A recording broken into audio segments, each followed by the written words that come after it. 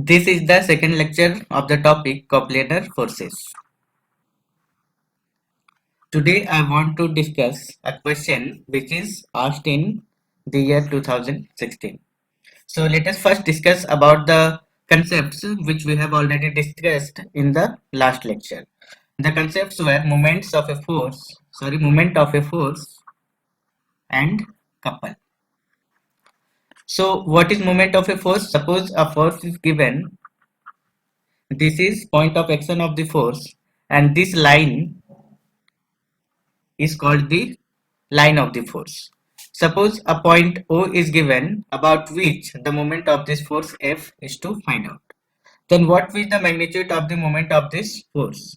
To calculate the magnitude of the moment of this force, first we have to calculate the perpendicular distance from this point to the line of the force. Suppose it is D, and magnitude of the force is suppose F. Then the moment is denoted by capital M, and its magnitude is the perpendicular distance from the point O to the line of the force into the magnitude of the force. And the sign convention is, when this force rotates this body in the anti-clockwise direction, then we will take the positive sign, and when this force rotates the body in clockwise direction, then we will take negative sign. Okay, and couple is a pair of two equal and opposite forces. Then the measure of couple is, suppose this is force F and this is force minus F, then the measure is the perpendicular distance between these two lines, suppose it is D, into the magnitude of the force F. This is denoted by G. Okay, this is the couple.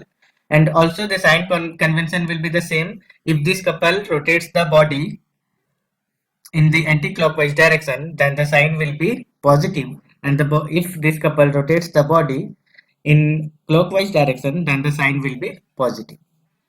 Couple is nothing but a type of moment. So this concept you have to remember, that couple is a kind of moment. Okay, so we can say couple is a type of moment. So now look at the question which is asked in 2016. The statement of the question is, if the algebraic sum of the moments of all the coplanar forces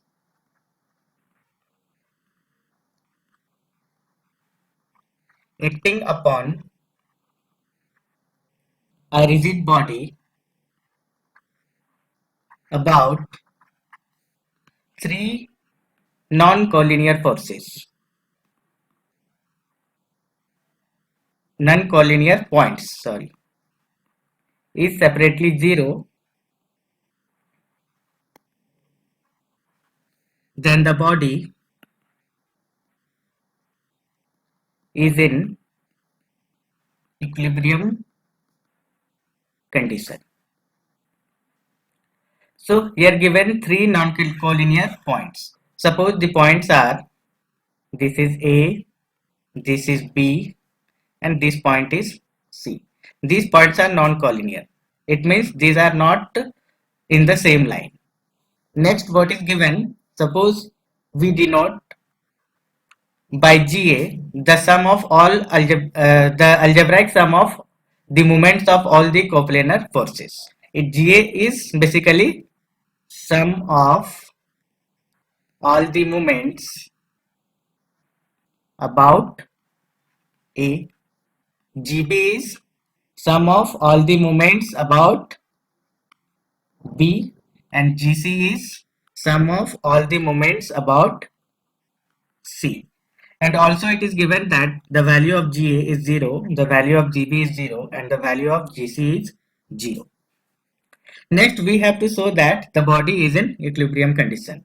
So to do this, we are going to resolve. In the last lecture we have studied that if any number of forces is acting in a body, then we can resolve those forces into a single force and a couple.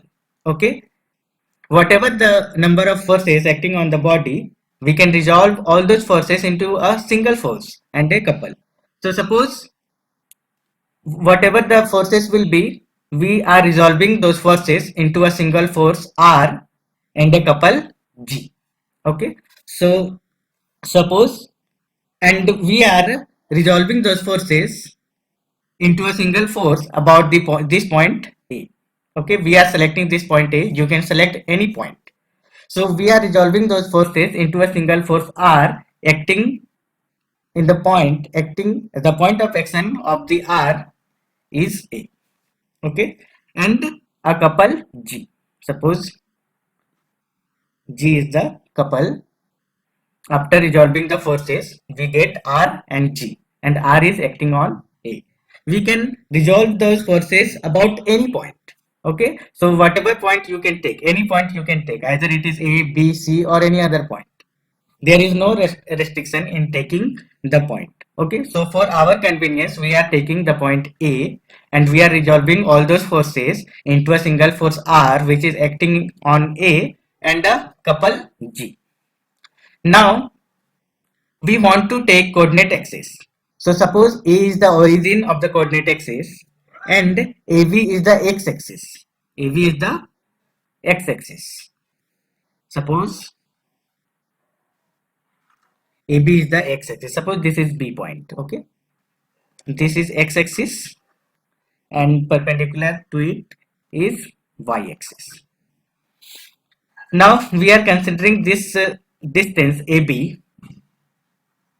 Suppose this is distance A.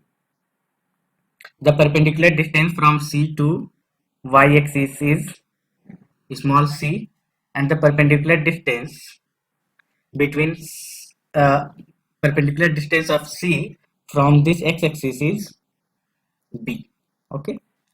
Now we want to calculate GA, GB and GC. So we have to find out or we have to show that the body is in equilibrium condition. Means if it is possible to show that the value of R, means the force R is a zero vector and the value and the G vector is also a zero vector, then we can say that the body is in equilibrium condition. So our aim is to prove R vector equal to zero vector and G vector is also equal to zero vector. So suppose the x component of this force R is capital X and the y component of this force R is capital Y.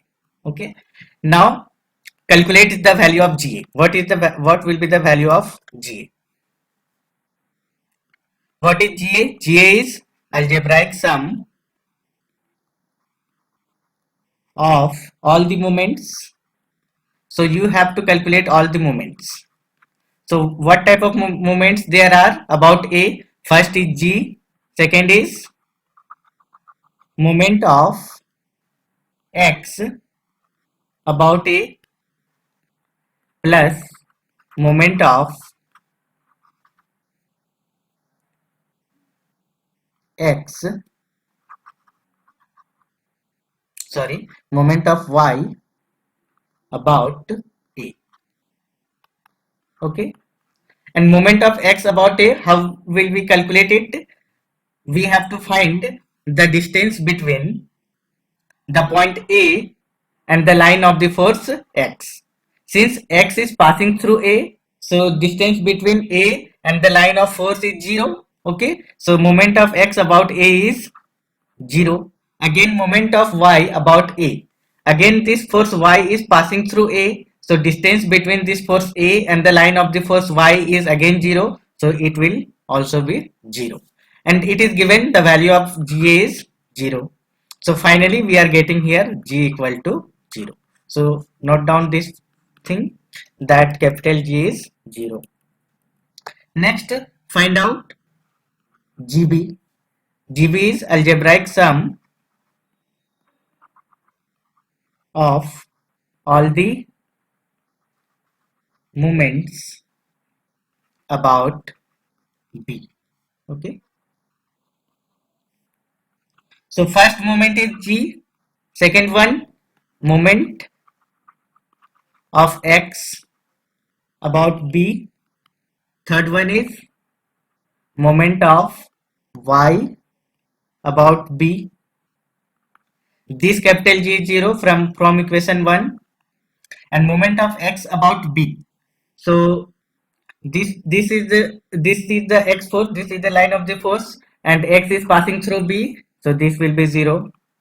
And moment of Y about B. Now here you can see that Y is not passing through B. There is some distance between the line of the force and the B, which we have taken. The perpendicular distance is AB, which is A. Okay. So perpendicular distance between B and the line of the force Y is A. The magnitude of the force Y is capital Y. Now use the sign convention. Suppose this is the force and we want to find the moment about the point B. So clearly this force Y is rotating the body about B in the clockwise direction. Therefore the sign is negative. Okay. Now here GB is 0 again from the given statement. So here we will find from this equation AY equal to 0. Now you can see that A and B are different points, therefore A cannot be 0, therefore Y is 0, since A is not equal to 0.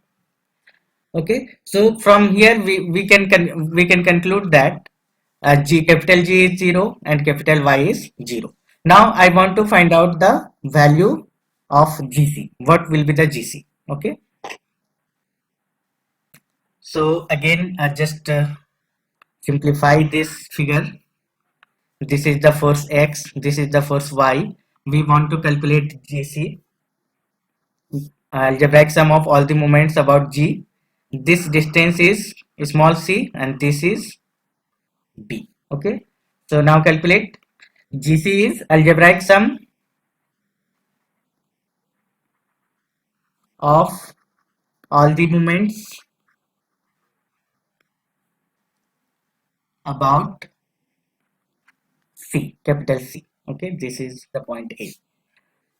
The first movement is G. G is one kind of movement, we can say. The second is moment of X about C plus moment of Y about C. This is 0, and moment of X about C, the perpendicular distance between C and the line of the force X is B, and the magnitude of the force X, capital X, is X.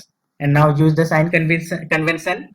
This force X is rotating the body about C in the anti-clockwise direction. So the sign will be positive. And next, moment of Y about C. So here the perpendicular distance between C and the force Y is small c, and the magnitude of the force is Y. And now what is the sign? This force Y is rotating the body about C in the clockwise direction, therefore sign is negative. So GC is it is given GC is equal to 0.